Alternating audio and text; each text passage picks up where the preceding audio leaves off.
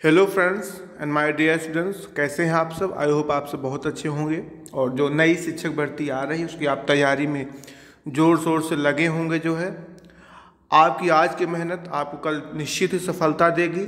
तो इसी क्रम में मैं आपको तैयारी करा रहा हूं जो कि एकदम फ्री ऑफ कॉस्ट है। कोई पेड कोर्स नहीं, कुछ नहीं, सिर्फ फ्री में आप क्लासेस लीजिए और बेस्ट से बेस्ट मैं आपको क्लास प्रोवाइड करा रहा हूं। जैसा कि मैं साइंस में 2 वीडियो करा चुका हूं, दैनिक जीवन में विज्ञान और दूरी एवं मापन, बहुत ही ज़बरदस्त तरीके से। और आज की ये वीडियो बहुत ही ज़बरदस्त होगी। जो मोशन टॉपिक है इसमें मैं आपको बहुत सी चीज़ें कवर कराऊंगा और ट्रिक से मैं बताऊंगा। पहले आप टॉपिक देखिए क्या क्या है। टॉपिक देखिए, गति किसे कहते हैं, गति के प्रकार, दूरी, विस्थापन, चाल और वेग, औसत चाल और प्लस न्यूमेरिकल, गति के नियम ट्रिक्स में याद कराऊंगा। संवेग क्या है, गैलीलियो समीकरण जो है ये भी मैं आपको समीकरण साथ न्यूमेरिकल कराऊंगा और ट्रिक्स याद भी करवाऊंगा। प्रक्षेप गति जो पूछा जाता है, उड़न काल, परास, ऊंचाई और न्यूमेरिकल, सब मैं आज आपको इस वीडियो में ट्रिक्स कवर करने वाला हूं। और काफ़ी मेहनत किया है मैंने, उसके बाद मैं ये वीडियो बना रहा हूं। अगर अच्छा लगता है तो चैनल को शेयर जरूर करिए, उन बच्चों तक पहुंचाइए जो बच्चे इसका लाभ लेना चाहते हैं। ठीक है, तो चलिए शुरू करते हैं। सबसे पहले देखिए गति। गति मतलब मोशन क्या है। तो संसार की प्रत्येक वस्तु प्रत्यक्ष या अप्रत्यक्ष रूप से गतिमान है।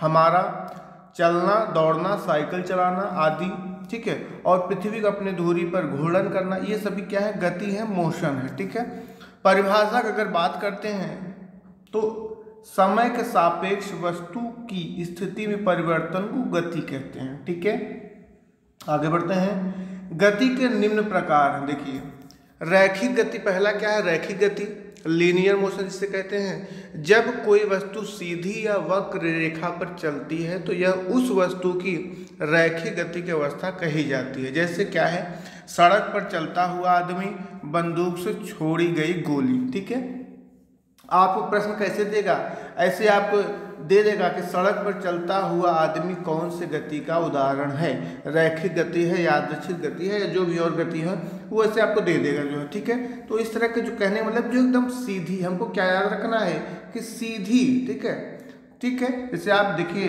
बंदूक से गोली छोड़ेंगे तो एक डायरेक्शन में जाएगी ना, तो लीनियर जिसे कहते हैं। ठीक है, ये हो गया। नेक्स्ट देखते हैं।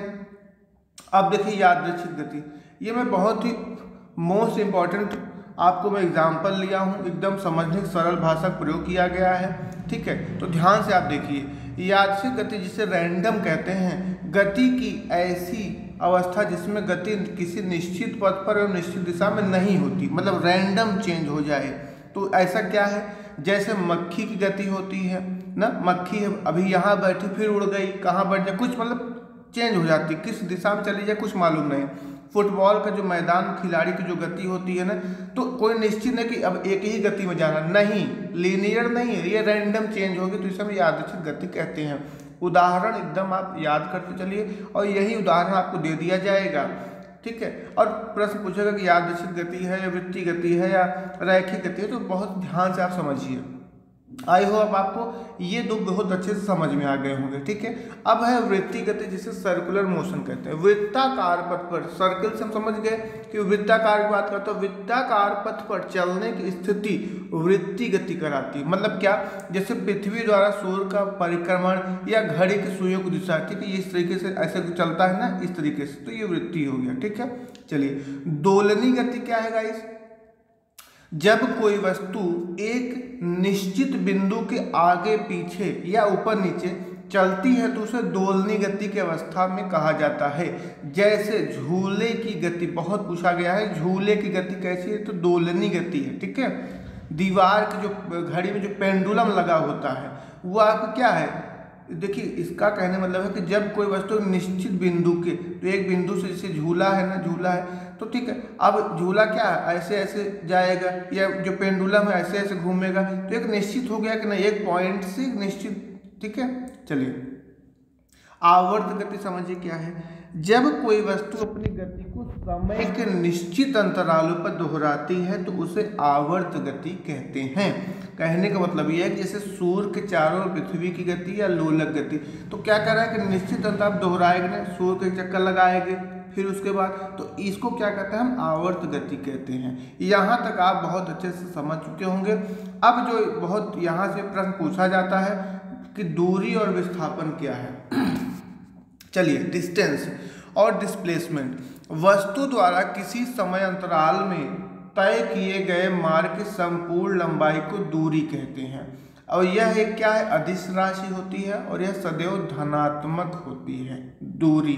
ठीक है, जो मैं रेड पेन से लिखा हूँ उसको विशेष ध्यान दीजिएगा कि दूरी एक क्या है, अदिश राशि है और यह एक सदैव धनात्मक होती है। कहने का मतलब यह है कि मान लीजिए कि कोई व्यक्ति ए है, वह ए से बी गया, ठीक है, 5 किलोमीटर, उसके बाद बी से सी गया 3 किलोमीटर। तो टोटल अगर देखा जाए तो ए बिंदु से लेकर सी बिंदु तक उसकी टोटल डिस्टेंस जो है वो 8 किलोमीटर हो गई। ये तो दूरी था, जितना जाएगा उतना किलोमीटर हम जोड़कर बता देंगे।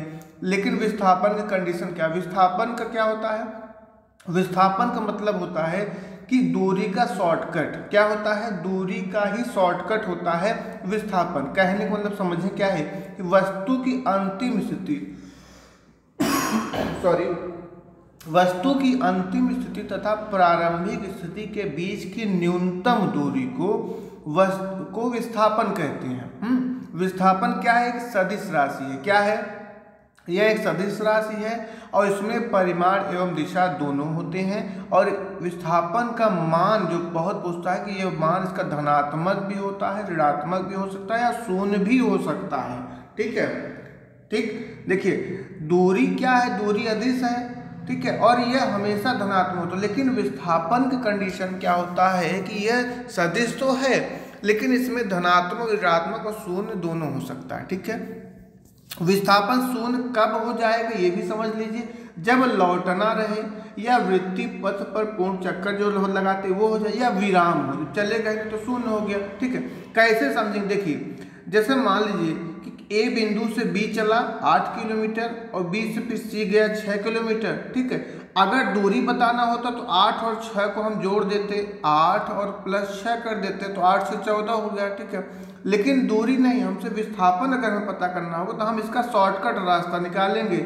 और शॉर्टकट क्या हो जाए, ए बिंदु से यहाँ था और लास्ट के बिंदु क्या सी है, तो पहले और अंतिम बिंदु के बीच के देखिए तो ये हम अगर बनाए तो सबसे छोटा पथ को ही विस्थापन कहते हैं।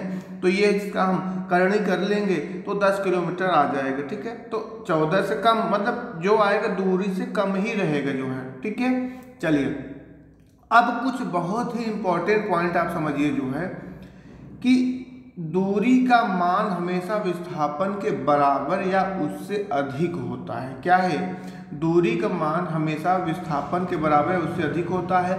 यदि दूरी शून्य है तो विस्थापन निश्चित ही शून्य हो जाएगा। ठीक है, यदि विस्थापन शून्य है तो दूरी शून्य भी हो सकती है और नहीं भी, ये आप समझ लीजिए। तो पॉइंट बहुत, यही पॉइंट पूछता है एग्जाम में, अगर दूरी शून्य है तो विस्थापन तो शून्य, जाहिर सी बात हो ही जाएगा क्योंकि दूरी का है तो शॉर्टकट रास्ता विस्थापन में होता है। लेकिन अगर विस्थापन शून्य है तो ये निश्चित नहीं कि दूरी भी शून्य हो। ठीक है, हो भी सकती, नहीं भी हो सकती। क्लियर है, ठीक है, दूरी में केवल परिमाण होता है, दिशा नहीं होती है। समझ गए। अच्छा ये देखिए क्या है कि यहाँ पर दिया था कि जब विस्थापन शून्य हो जाए तो लौटना हो वृत्ति पर। कहने का मतलब ये है, जैसा मान लीजिए हम यहाँ से ए बिंदु से बी गए, ठीक है, ए बिंदु से बी पॉइंट तक गए, ठीक है, 5 किलोमीटर गए, लेकिन फिर हम यहाँ से बी से वापस आ गए ए तक। ठीक है, तो यहाँ पे फिजिक्स ये कहता है कि अगर आप कहीं गए तो फिर उसी जगह पर लौट आए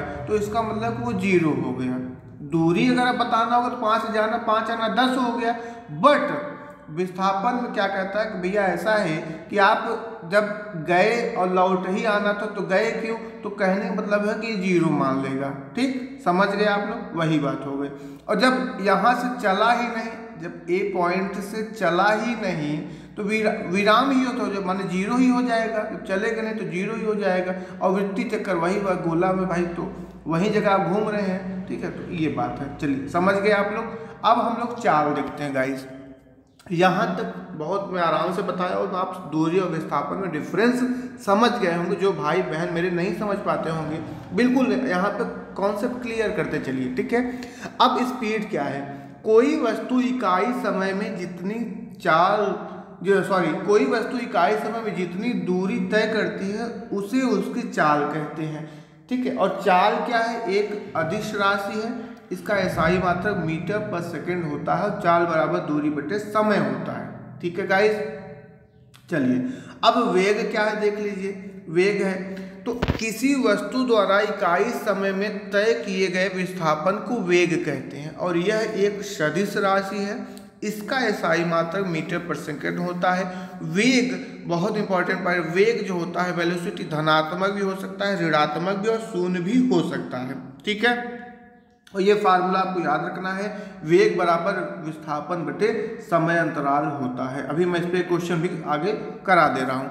औसत चाल देखिए पूछता है, औसत चाल है कि जब वस्तु भिन्न भिन्न चालों से समान दूरी तय करती है तो 2v1 × v2/v1 + v2 कर देते हैं, और जब वस्तु भिन्न भिन्न चालों से समान समय तक चलते तो v1 + v2/2 कर देते हैं। जैसे क्वेश्चन आप देख लीजिए ज़्यादा, ये देखिए स्टेट 2018 में सुपर टेट 2000 पूछा गया कि एक व्यक्ति ए से स्थान B एक समान चाल से 4 किलोमीटर पर घंटे से जाता है और एक समान चाल से 2 घंटे से वापस आ जाता है, तो उसकी औसत चाल हमें निकालनी, तो हम ये वाला फार्मूला लगा देंगे जो है और वैल्यू पुट कर देंगे, हमारा आंसर आ जाएगा। ठीक है गाइस, कोई दिक्कत नहीं है। चलिए आगे बढ़ते हैं।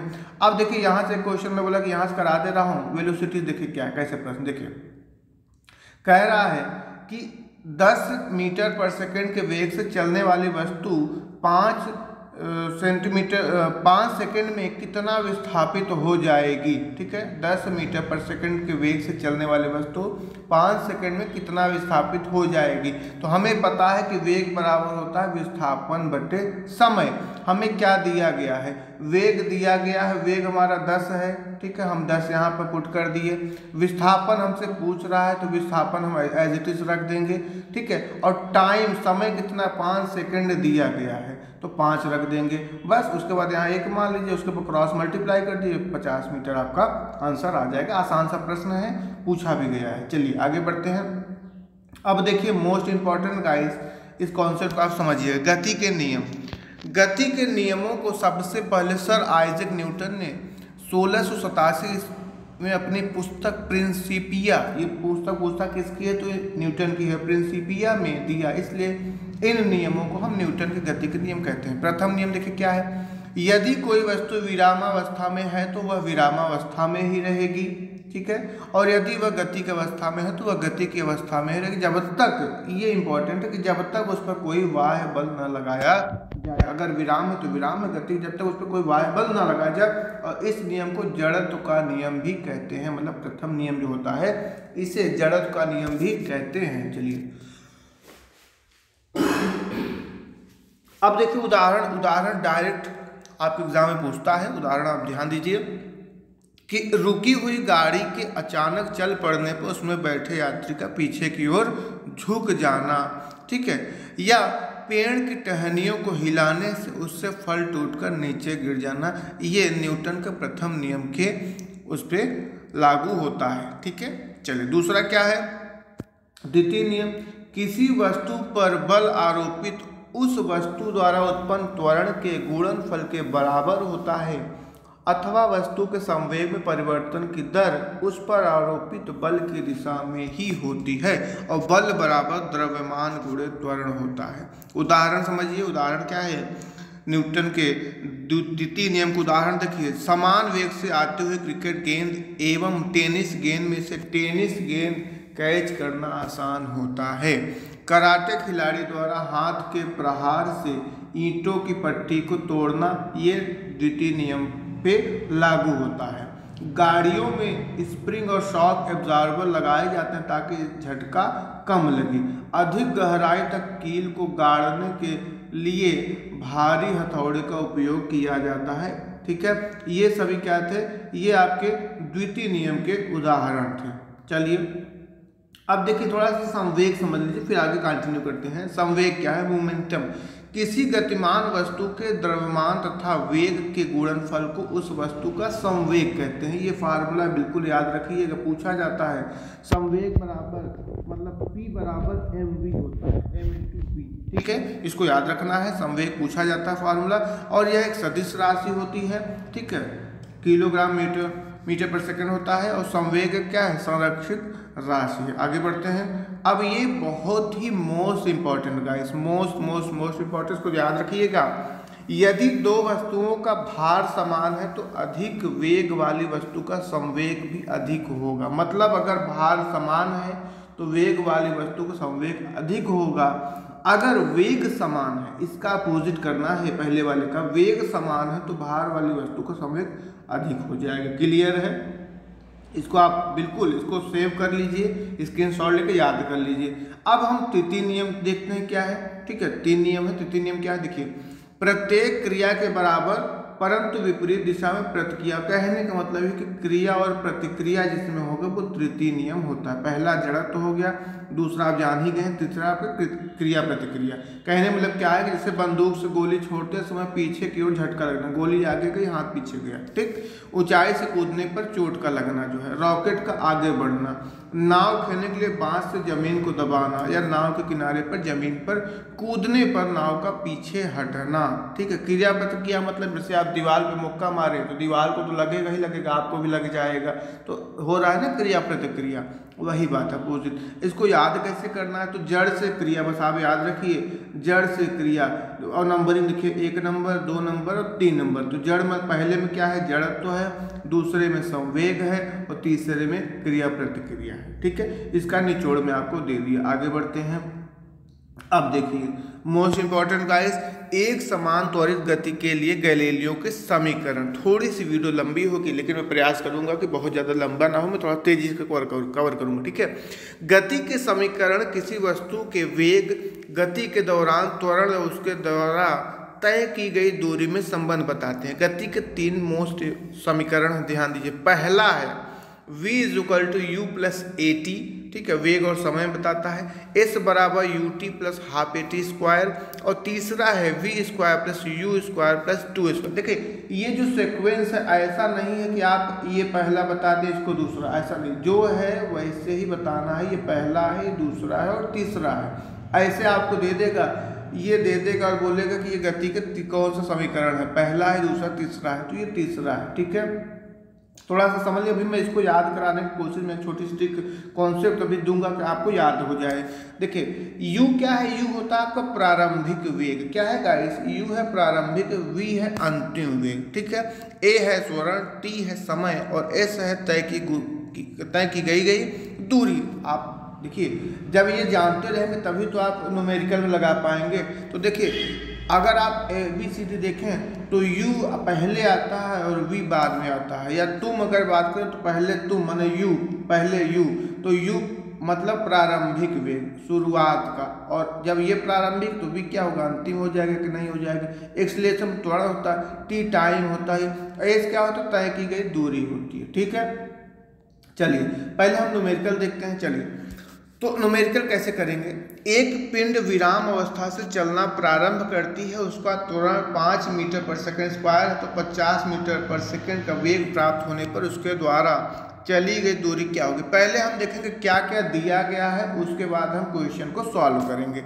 तो देखिए हमारा क्या कह रहा है कि विराम अवस्था से चल प्रारंभ करते हैं, तो u तो हमारा क्या हो गया, 0 हो गया।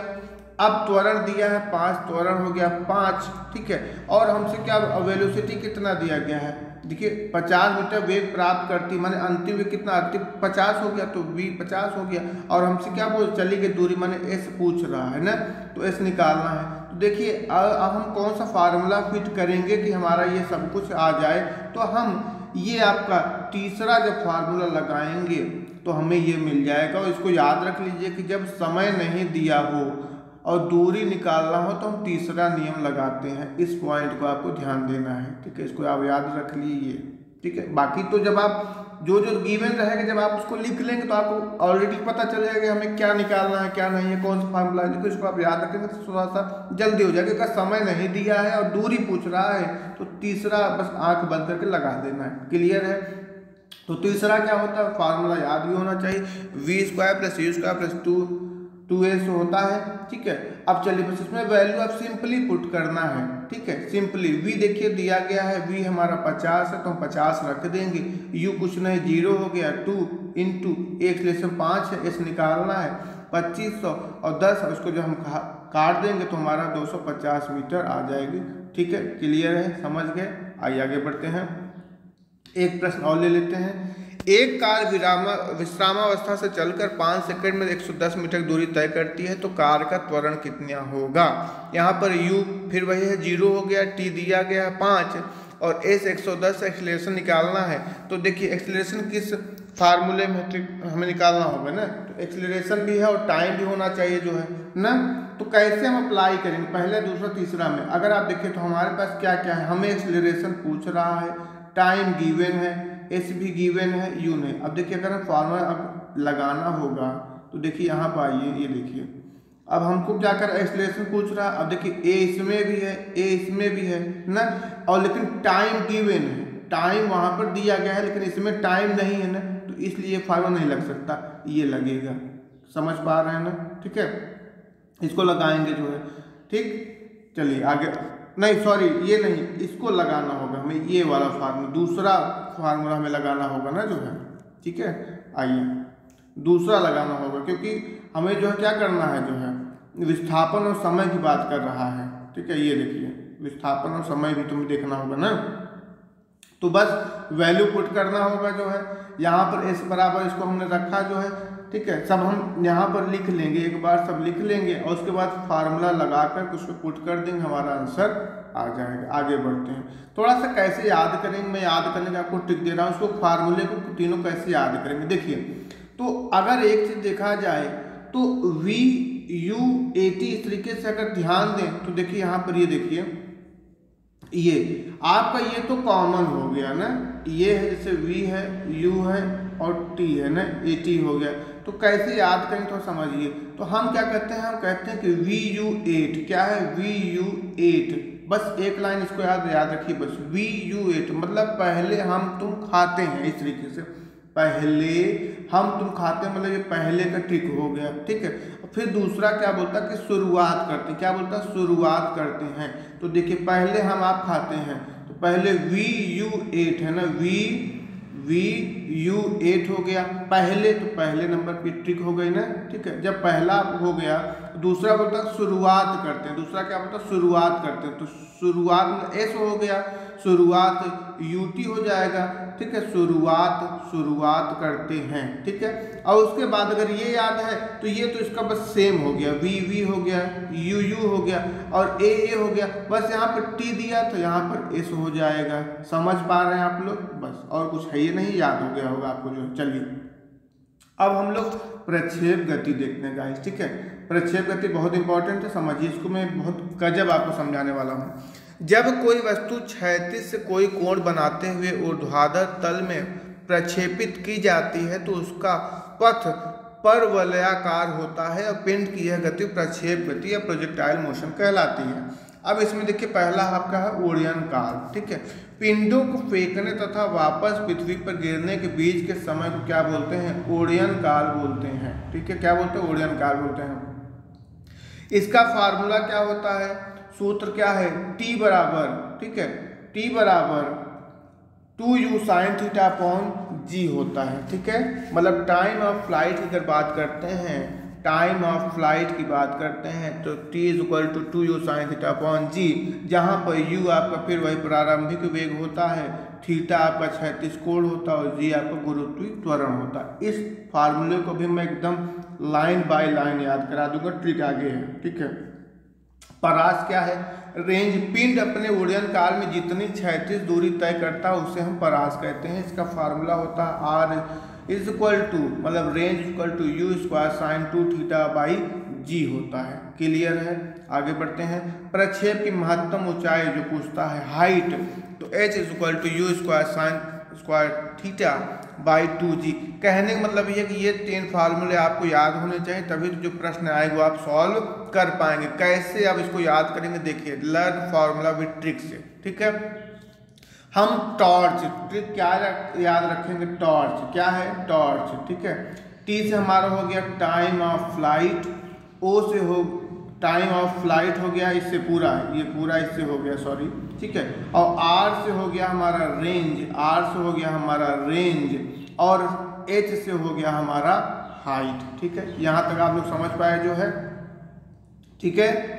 तो क्या है, तो टी ओ से हमारा क्या है, टाइम ऑफ फ्लाइट हो गया। ऐसे याद रखिएगा, अभी मैं इसी फार्मूला, आपको सीक्वेंस याद होना चाहिए। आर से हमारा क्या हुआ, रेंज हो जाता है, और एच से क्या हो जाता है, हाइट हो जाती है। और रही बात इसका ये फार्मूला है। अब हम कैसे याद करेंगे इसको, ठीक है। देखिए, अगर एक चीज देखें आप जो है, तो कॉमन क्या है, कॉमन इसमें हमारा जो है कॉमन दिया गया है u साइन थीटा बाई जी। अगर आप सिर्फ इतना याद रखना है, ठीक है, u साइन थीटा बाई जी, आपको मैं तीनों फार्मूला भी आपको बना दूंगा यहीं पर जो है, ठीक है। करना क्या है, बस इतना आप ध्यान दीजिए कि हम दो की जर्नी को आगे बढ़ाएंगे। क्या करेंगे, दो की जर्नी को हमें आगे बढ़ाना है, कैसे जो है, ठीक है। देखिए, जर्नी ऑफ टू हमें करना ये है कि दो जहां से आगे बढ़ेगा उस जगह पे स्क्वायर रूप ले लेगा। कहने मतलब क्या है, देखिएगा, ठीक है। अब जैसे सबसे पहले क्या था, टॉर्च था ना, क्या था, टॉर्च है, क्या है, टॉर्च है। अब देखिए, ट्रिक मैं याद करा रहा हूँ, टॉर्च था, क्या था, टॉर्च ना। तो सबसे पहले टाइम ऑफ फ्लाइट देखिए क्या है, तो क्या करेंगे हम, दो का हमारा रोल है, तो सबसे पहले हम क्या करेंगे, दो को, तो दो हम ले आए, दो हम यहाँ पर लगा दिए, क्या लगाए, दो लगा दिए, तो हमारा ओरियन काल निकल के आ गया, टाइम ऑफ फ्लाइट निकल के आ गया। क्लियर है, यहाँ तक आपको कोई डाउट नहीं, याद हो गया ना। 2u sine theta by g, ये आपका टाइम ऑफ फ्लाइट का फॉर्मूला होता है। अब हम क्या करेंगे, इस 2 को, जो यहाँ पर 2 है, इसको हम आगे बढ़ाएंगे। क्या बढ़ाएंगे, आगे बढ़ाएंगे। तो ये 2 यहाँ आएगा, तो जब ये 2 यहाँ आएगा तो ये वाला 2 क्या हो जाएगा, स्क्वायर रूप ले। यहाँ पर लिखा है नोट में, दो जो है जहाँ से आगे बढ़ेगा उस जगह पर वो स्क्वायर रूप ले लेगा। तो कहने का मतलब ये है कि ये यहाँ पर 2 स्क्वायर हो गया, और ये यहाँ पर ये हो गया। तो u square sine 2 theta by g, ये आपका रेंज का फार्मूला आ गया। क्या आ गया, रेंज का। टॉर्च में टीओ से हमारा टाइम ऑफ फ्लाइट हो गया, ठीक है, सिर्फ 2 लगाना था, और 2 को जब हम आगे बढ़ाएंगे तो स्क्वायर फॉर्म हो जाएगा, यहाँ 2 आ जाएगा, ठीक है, और u square sine 2 theta by G range हो गया। अब हम क्या करेंगे, अब इस 2 को फिर आगे बढ़ाएंगे, ठीक है, इस 2 को फिर आगे बढ़ाएंगे, तो अब ये 2 यहाँ आ जाएगा, यहाँ आ जाएगा, तो अब ये बन जाएगा, ये यहाँ स्क्वायर फॉर्म में था ही, यहाँ से 2 हटेगा, यहाँ पर 2 लगेगा, तो यहाँ 2 था तो वो भी स्क्वायर हो जाएगा। मतलब u square sine square theta by 2g, ये आपका हाइट का हो गया। क्लियर है, समझ गए, देखिए हो गया ना। तो कहने का मतलब क्या है मेरा, फिर से देखिए, यहाँ पर हम 2 लगाएंगे तो ये हो जाएगा, ठीक है, इस 2 को हम आगे बढ़ाएंगे, ठीक है, तो यहाँ पर 2 आ जाएगा और ये स्क्वायर फॉर्म में ले लेगा, और उसके बाद जब इस 2 को हम आगे बढ़ाएंगे तो यहाँ पे आ जाएगा, और यहाँ पे भी ये भी स्क्वायर फॉर्म ले लेगा। आई होप आपको ये बिल्कुल याद हो गया होगा। अब हम लोग क्वेश्चन देखते हैं, ठीक है। चलिए देखिए, एक गेंद 20 मीटर पर सेकंड के वेग से 36 से 30 डिग्री के कोण पर फेंकी जाती है, जिनका उड़न काल ज्ञात करना है, जी बराबर इतना दिया गया है, ठीक है। तो हम इसमें फार्मूला क्या है, किसका पूछ रहा है, देखिए हमें क्या उड़न क्या पूछ रहा है, मतलब टाइम ऑफ फ्लाइट पूछ रहा है, बस 2u sine theta by G formula लगाना होगा, ठीक है। क्या क्या गिवन है, तो गेंद का प्रारंभिक वेग दिया गया है, कोण दिया गया है, उड़न काल दिया गया, ये दिया गया, सिर्फ और सिर्फ वैल्यू को पुट करना है, बस बहुत आसान है। फार्मूला अगर इसमें याद है तो बस उसी फार्मूले में वैल्यू को पुट कर दें, इसलिए मैं फार्मूला याद कराने पे जोर दे रहा था। बस आप देखेंगे u दिया गया है, थीटा दिया गया है, टाइम निकालना है, g का मान दिया गया है, इसमें आप वैल्यू पुट कर देंगे, और जब आप पुट करेंगे इसमें जो है तो इस तरीके कुछ बनेगा, और 2 सेकंड हमारा आंसर आ जाएगा, ठीक है। आगे बढ़ते हैं, नेक्स्ट क्वेश्चन देख लीजिए। एक गेंद 40 मीटर पर सेकंड के वेग से 36 से 60 डिग्री के कोण पर फेंकी जाती है, यह अधिकतम कितनी ऊंचाई तक जाएगा, इसका 36 परास कितना होगा। देखिए इसमें हमने यहाँ पर 36 परास भी पूछ लिया है और ऊंचाई भी पूछ लिया है, ठीक है। तो आगे बढ़ते हैं, देखते क्या क्या दिया गया। देखिए प्रारंभिक वेग दिया गया है, कोण थीटा दिया गया है और जी का मान दिया गया है। और हमसे पहले ऊंचाई है, तो ऊंचाई के लिए हम फार्मूला जानते हैं, ये फार्मूला में हम पहले इस वैल्यू को पुट करेंगे जो है, ठीक है। तो यहाँ पे u का मान रखेंगे 40 और sin2 थीटा यहाँ पर 30 दिया गया है, ठीक है। और उसके बाद वैल्यू पुट करके जो है सीधा हम सिंपली सॉल्व कर देंगे, हमारा h आ जाएगा 20 मीटर। 36 परास के लिए ये फार्मूला यूज करना, फार्मूला याद है तभी तो आप यूज करेंगे, बाकी तो वैल्यू सब दिया है, पुट ही करना है। तो फार्मूला याद रखिएगा और पुट करने के बाद हमारे आंसर आ जाएगा, ठीक है गाइस। तो यहीं पे हमारा ये लेक्चर ख़त्म होता है। आई होप आपको अच्छा लगा होगा, अगर अच्छा लगा हो तो थोड़ा सा सपोर्ट करिए और नेक्स्ट वीडियो में बल्ब ले आऊँगा, वो भी एक गजब तरीके से ले आऊँगा। तो चलिए मिलते हैं नेक्स्ट वीडियो में, तब तक लिए थैंक यू।